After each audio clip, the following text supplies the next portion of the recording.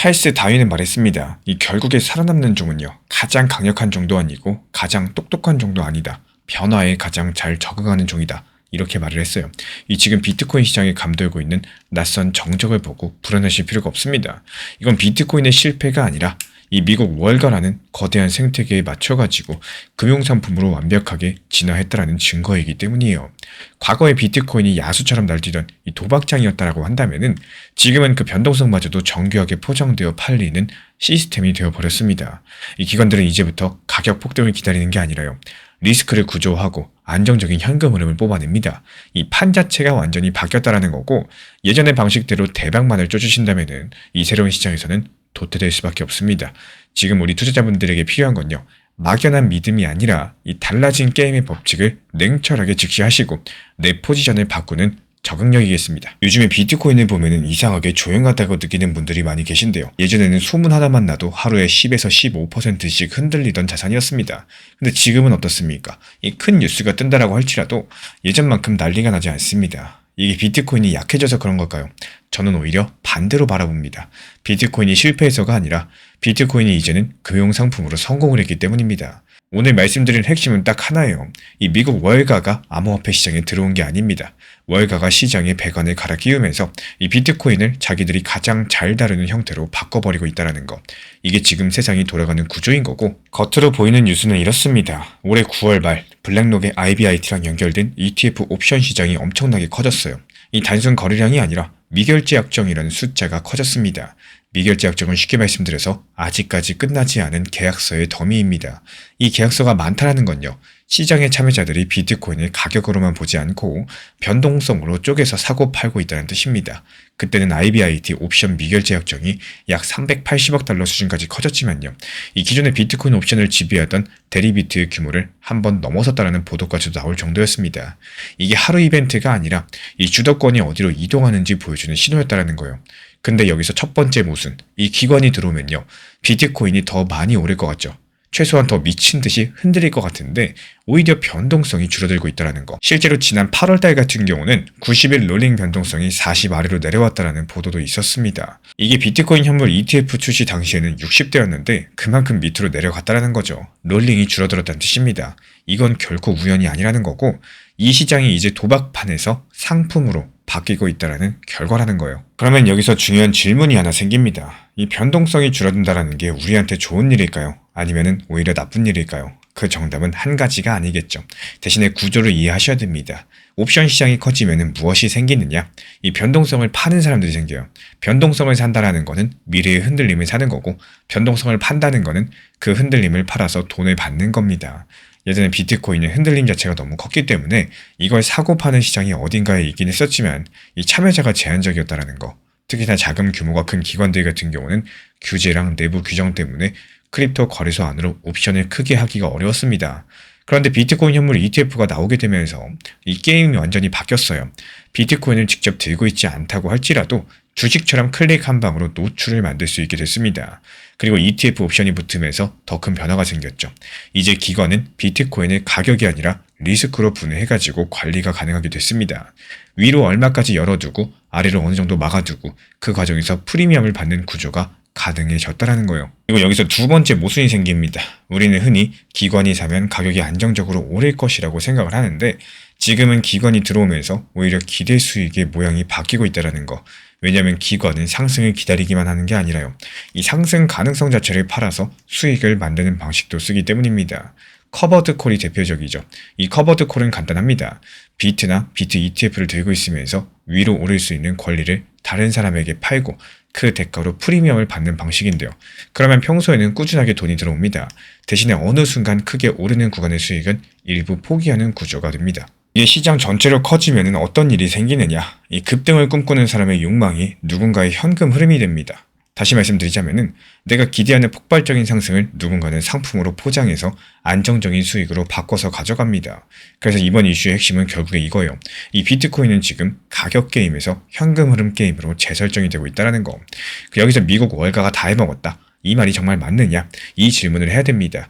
이 미국 월가가 시장을 먹었다라기보다는 월가가 시장의 표준을 바꾸고 있다. 이게 조금 더 정확하다라고 보고 있는데요. 이 표준이 바뀌면 플레이어가 바뀌고요. 플레이어가 바뀌면은 변동성이 바뀝니다. 그리고 변동성이 바뀌면은 개인 투자자의 돈을 버는 방식도 바뀔 수밖에 없다라는 거. 지금 비트코인은 가격보다 구조가 먼저 움직이고 있어요. 이런 자산일수록 타이밍을 맞추겠다는 생각보다는 업비트 비싼 현물로만 평단 관리하면서 모아가는 전략이 훨씬 더 중요해집니다.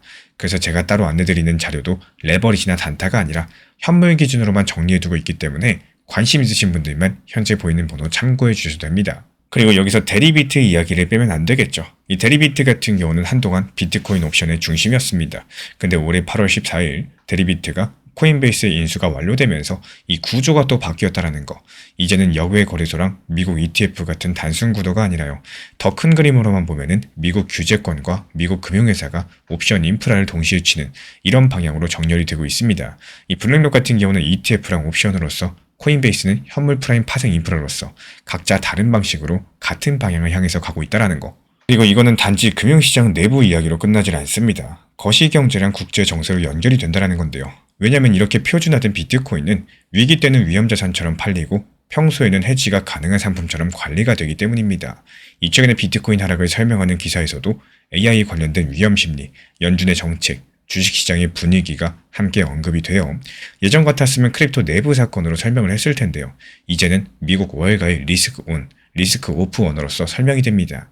이게 바로 연결의 증거인 거고 지금 시장이 어떤 성격인지 보여주는 장면이 하나 더 있습니다. IBIT 같은 경우는 11월 19일 하루에 사상 최대 유출이 나온 적이 있었죠. 이번 이야기가 상당히 중요합니다. 이 많은 분들께서 기관이 사면 절대 안 판다고 생각하시죠. 근데 기관은 항상 삽니다가 아니라 규칙에 따라서 사고 규칙에 따라서 팝니다. 리스크가 커지면 비중을 줄이고요. 위험 회피가 오면 현금화합니다. 그러면 ETF의 유출이 곧 현물 매도 압력으로 연결될 수가 있겠죠. 평소 같았으면 안정적인 바닥을 만들겠지만 특정 순간에 하락을 빠르게 만들 수도 있습니다. 안정은 곧바로 안전이 아닙니다. 안정은요, 이 시스템이 관리되는 방식이 바뀌었다는 뜻이에요. 그리고 또 한 가지, 스탠더드 차트가 올해 말의 목표가를 20만 달러에서 10만 달러로 낮춘 건요, 단순하게 희망이 꺾였다는 얘기는 아닙니다. 저는 이게 오히려 시장 구조를 말해준다라고 바라보고 있는데요. 기대가 낮아지는 이유가 비트코인이 끝났다가 아니라 비트코인이 너무 금융상품처럼 되어가서 폭발적인 경로를 상정하기가 어려워졌다는 뜻일 수 있기 때문입니다. 즉 대형 자금이 원하는 것은 미친 변동성이 아니라 예측 가능한 범위 안에서 이 수익을 뽑아낼 수 있는 리스크입니다. 그 방향으로 시장이 설계가 되고 있다면 목표가가 낮아지는 게 오히려 제도권 편입의 비용일 수가 있다는 거. 그렇다면 개인 투자자는 과연 무엇을 해야 될까요? 이제 비트코인은 뉴스를 읽고 감으로 베팅하는 시장에서 포지션 구조를 읽고 확률을 관리하는 시장으로 이동하고 있습니다. 그래서 봐야 될 것도 바뀝니다. 가격만 보지 마시고 ETF 자금 흐름을 같이 보셔야 돼요. 옵션 만기 전후에 포지션이 어떻게 정리되는지 볼 줄 아셔야 됩니다. 변동성이 낮아질수록 레버리지가 커지는 구간이 오기 쉽다 보니까 내가 감당할 수 있는 손실 한도를 먼저 정하고 들어가셔야 된다는 거. 그리고 심리도 바뀌겠죠. 예전 같았으면 공포 속에서 다이아몬드 손을 만들었다라고 말을 했습니다. 하지만 앞으로는 공포의 겨울보다 기대치가 관리되는 계절이 더 길어질 수가 있기 때문에 크게 흔들리지 않는 대신에 또 크게 오르지도 않는 이런 지루한 구간이 늘어날 수가 있다는 거예요. 이게 좋다 나쁘다를 말씀드리는 게 아니라 그냥 현재 시장의 성격 자체가 바뀐다는 겁니다. 그리고 그 성격을 모르고 옛날 방식으로 싸우면은 계속 엇박자가 날 수밖에 없는 거고 결국에 혼자서만 힘들어집니다. 이 지금 비트코인 시장의 혁명은 가격이 상승하느냐 하락하느냐가 아니라요.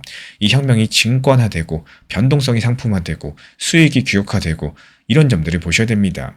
그래서 미국 월가가 들어온 게 아니라 이 구조를 바꿔서 비트코인을 자기들의 언어로 미국 월가에서 재정의하고 있다는 거예요. 지금 비트코인의 상황은 조조가 난동을 부리던 이 황건적을 흡수해가지고 최정예 정규군인 청주병으로 재편한 사건과 완벽히 일치한다라고 말씀을 드리고 싶어요. 과거의 비트코인은 마치 황건적처럼 예측 불가능하고 날뛰는 존재였습니다. 어디로 들지 몰랐죠. 하지만 미국 월가가 이들을 단순하게 제압한 게 아니라요.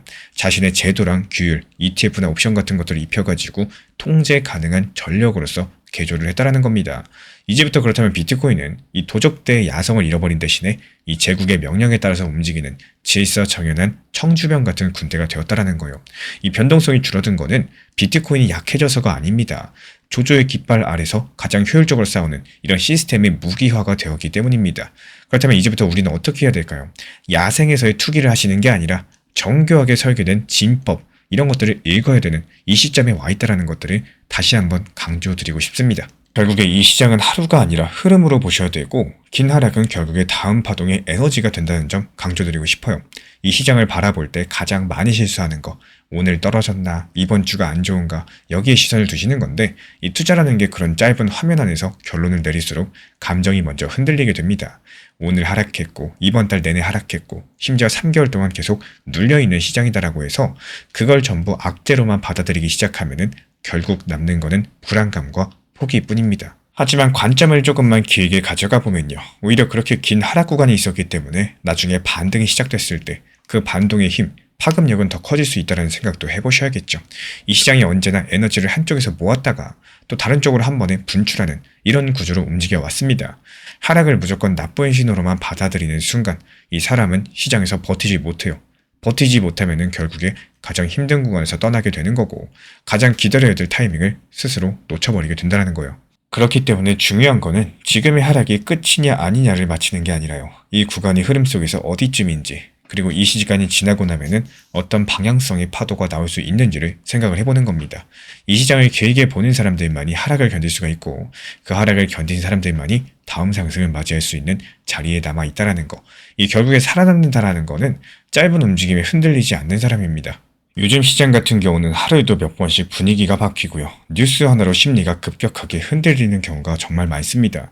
이런 환경에서 모든 걸 혼자 판단하려고 하시면은 체력도 멘탈도 빠르게 지치게 됩니다.